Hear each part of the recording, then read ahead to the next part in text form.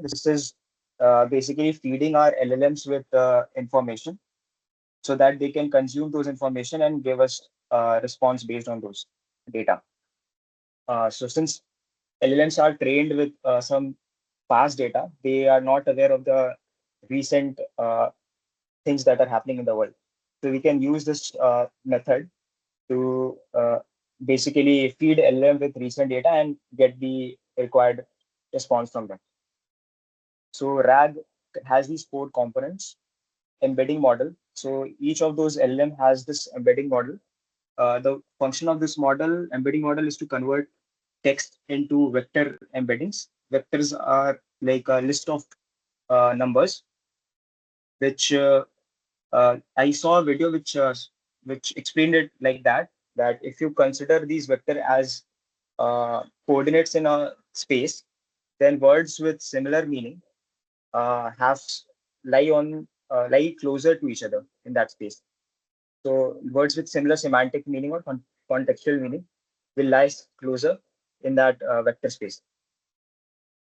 Then we have retriever. So function of a retriever is, if you see this vector, so this is actually a knowledge base and retriever.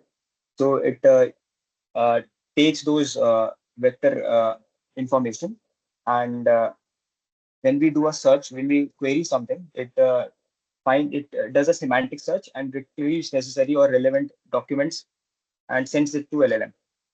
Re-ranker, this is an optional uh, operation, but what it does is it ranks the retrieved data according to the relevance or the context. Then we have language model. So language model is the LLM that we have, which uses those data to generate a response. So this is what our RAG is, and LangChain is a framework. Just like Spring Boot, we have a framework to create APIs. LangChain is a framework that we have to generate applications based on LLMs.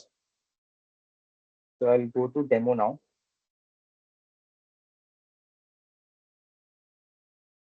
So this is a RAG application that I've created in Python. It uses Streamlit and LangChain framework. So I'll run this first and give you a demo.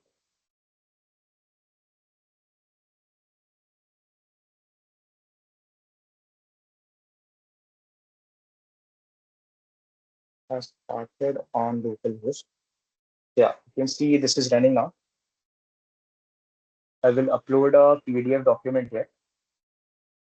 This is about chess Olympiad that happened recently. Since I'm using Llama 3, so the most recent information that has is around 2022. So it will not know about the chess Olympiad that happened in 2024.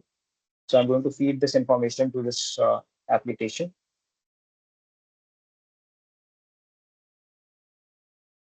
This is now processing it, and it is what it is doing in the background is it is extracting all the text from there, and it is splitting it up into smaller chunks so that it is easier for it to consume.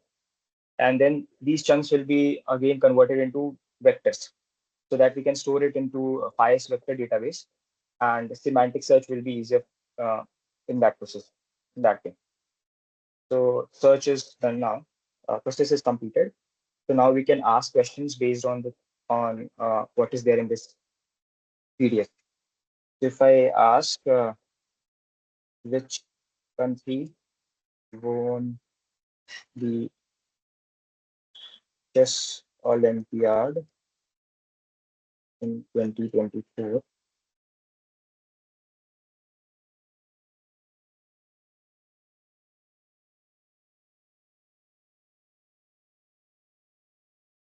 so it is giving me the answer. India won the chess Olympiad. Yeah. It has some other information also. So, example, I can ask who are the top players.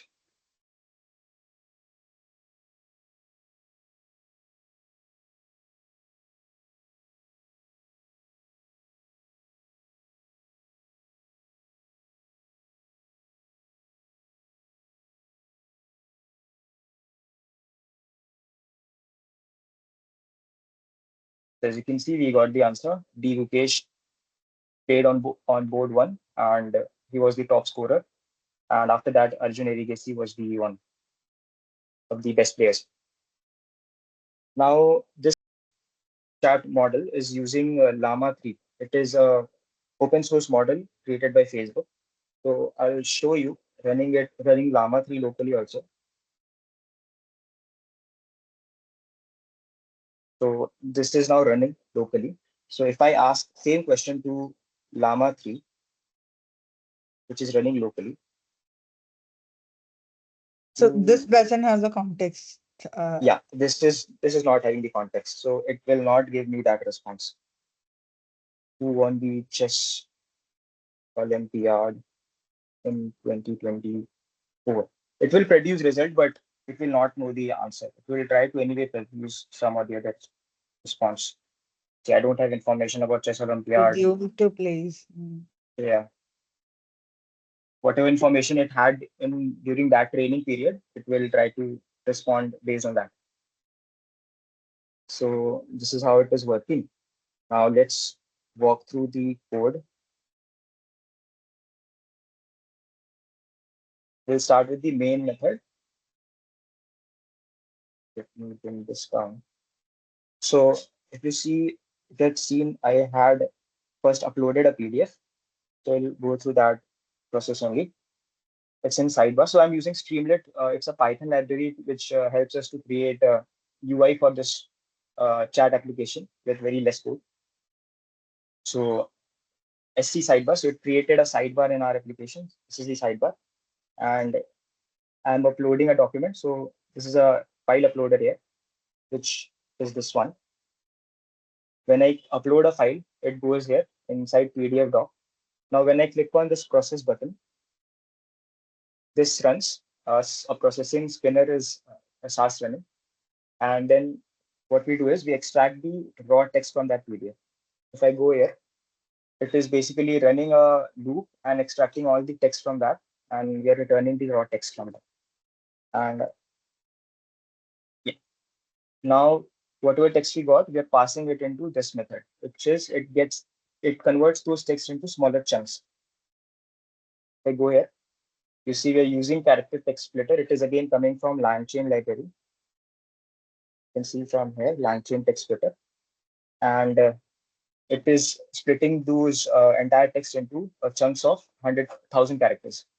And this is a chunk overlap. So to retain the some information about the previous chunk also, we are having some overlap so that first chunk will be from 0 to 1000. Second chunk will not start from 1000 to 2000. It will start from 800 to 1800, like that, so that it has some information about the previous chunk also.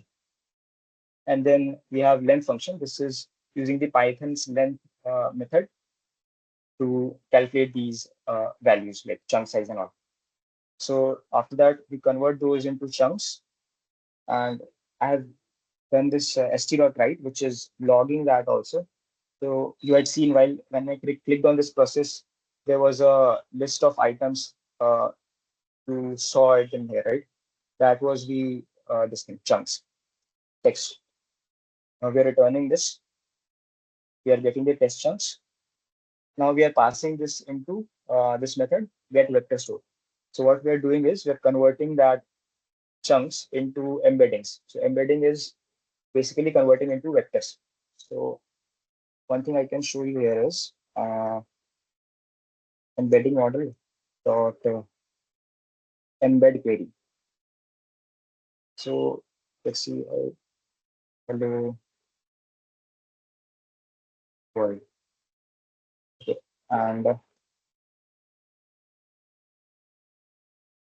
I'll say vector.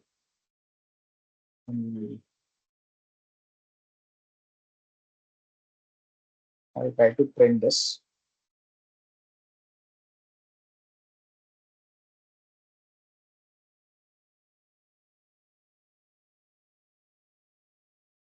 I'll rerun this application. Let's see what happens now, what it prints.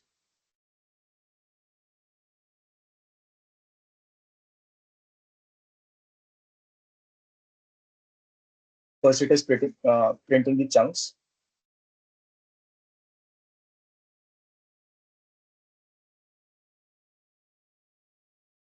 And now you can see it is printing the vectors.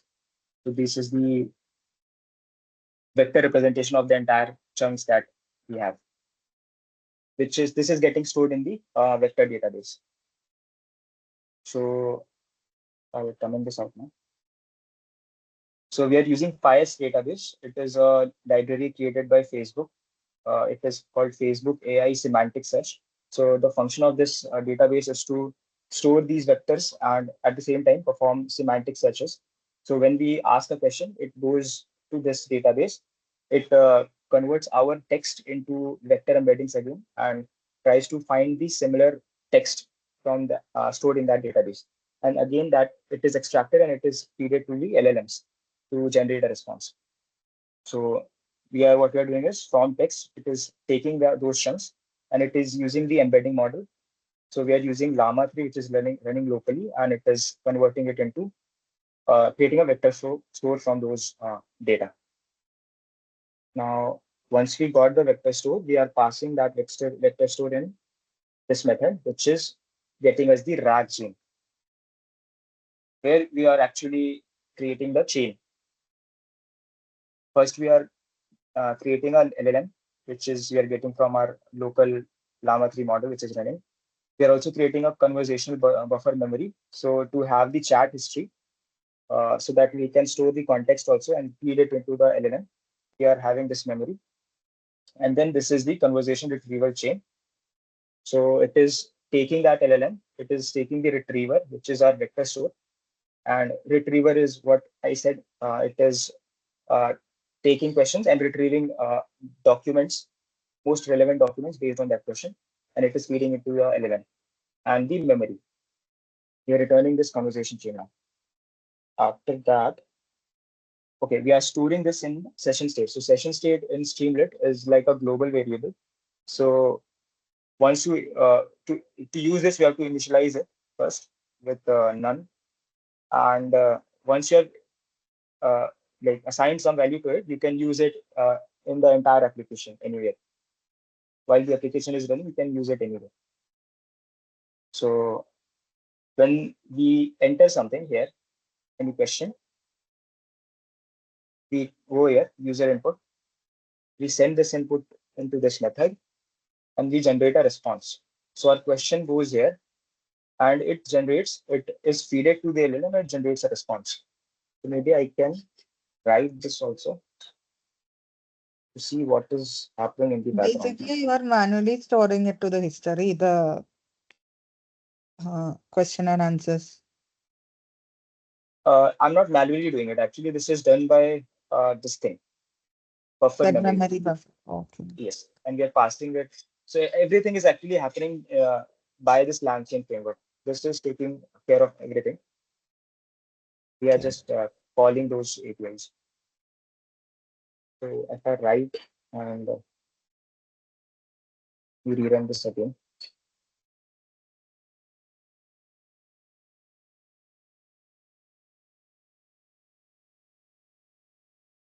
the processor,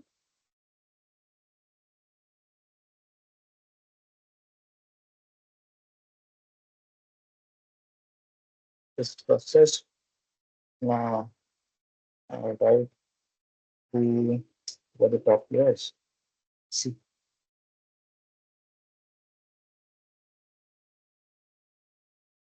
so if you see, I printed that response, and inside that, this is what is happening. The question, this chat history, this is the buffer memory that we had, memory key, and return messages is true. So whatever we are storing, we are returning it again.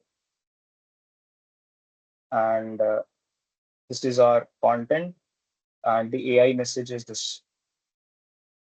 So if I again ask another question, it will keep adding those in this chat history with question and answer.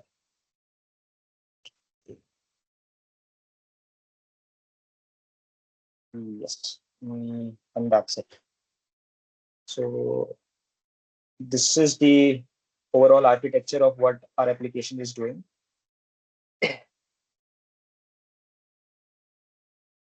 So we are feeding PDFs. Those PDFs are getting converted, like we're extracting text from those PDFs. The text is then split into smaller chunks. Those chunks are then getting converted into vectors using our vector embedding models. Those embeddings are then are stored in the vector database. Now, when a user asks a question, that question is again converted into vector embeddings, which is a question embedding, and we perform a semantic search. This semantic search then returns us a result. These results are ranked by a ranker based on the relevance, and it is fed to LLM. The LLM uses that entire context to generate a response. So this chain, no, this entire thing, not this part, this chain, this is actually performed by conversation retrieval chain entirely. So we have an LLM, we have a retriever, which is this part. This is the LLM and memory. So memory is having the entire context. And this is how it is working. Any questions?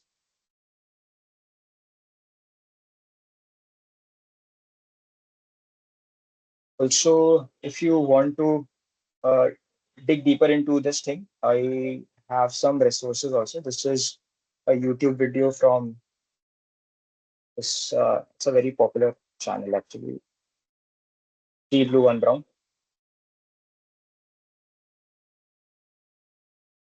You can go through this video. It explains very beautifully about how this GPT models work. But I didn't watch it entirely. I watched just first 30 minutes, 30, no, 20, 15 minutes or something, half of it.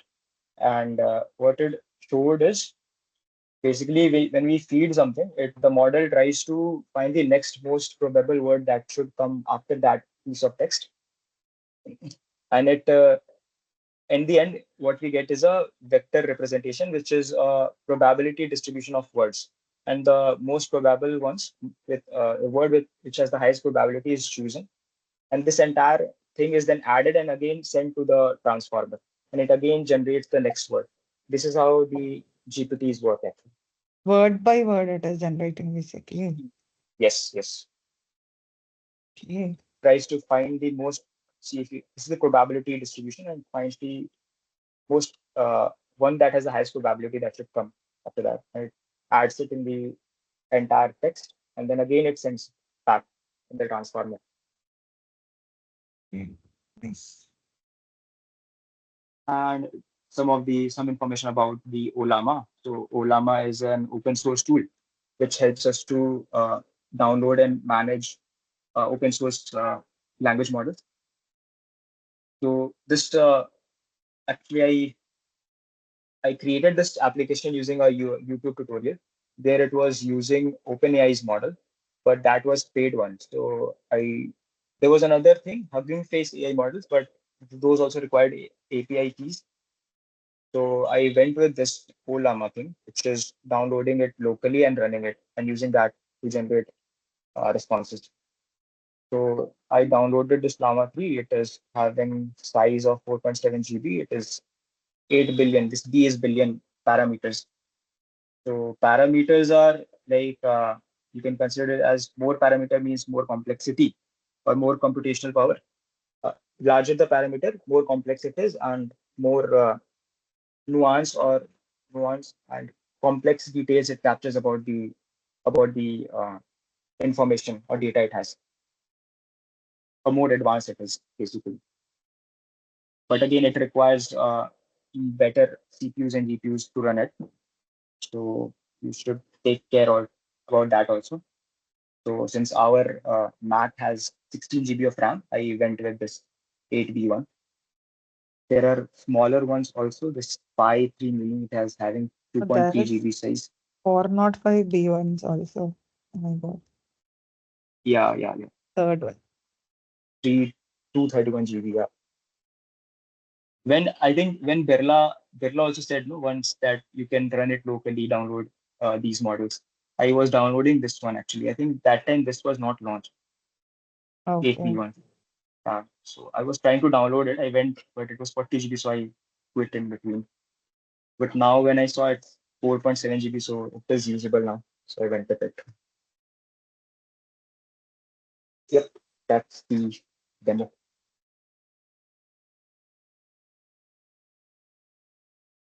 I can share this document also in the chat. Good man. You can share it Good job. for